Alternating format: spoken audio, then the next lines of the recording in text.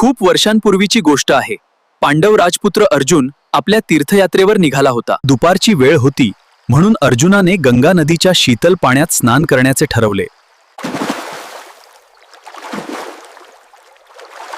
पाण्याच्या खोलवर नागलोकाची राजकुमारी उलुपी विहार करत होती। तिने अर्जुनाला पाहिले आणि ती त्याच्या साहसाने मोहित। तिने पटकन पोहत जाऊन अर्जुनाचा हात धरला आणि त्याला आपल्या अद्भुत जगाकडे म्हणजे पाताळात खेचून नेले। हे कोणते दिव्य राज्य आहे? येथे प्रत्येक कण सौंदर्याने झळाळत आहे। हे नागलोक आहे।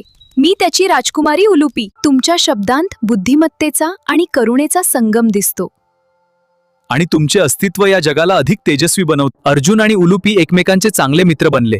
त्या दोघांनी लग्न केले। नागलोकात त्यांनी काही दिवस खूप आनंदात आणि प्रेमात व्यतीत केले। धर्म आणि कर्तव्य मला पुढील प्रवासाकडे बोलावत आहेत। मग हे दिव्य नागमणी घ्या। पाण्यात कोणीही तुम्हाला पराभूत करू शकणार नाही। अनेक वर्षांनंतर एका युद्धाच्या प्रसंगी अर्जुनाचा सामना स्वतःच्याच मुलाशी बब्रुवाहनाशी झाला। एका भीषण बाणामुळे अर्जुन युद्धभूमीवर बेशुद्ध होऊन पडला। सर्वजण चिंतेत पडले। ही बातमी ऐकताच राजकुमारी उलुपी तिथे धावत आली। तिला माहित होते की अर्जुनाचे प्राण कसे वाचवायचे।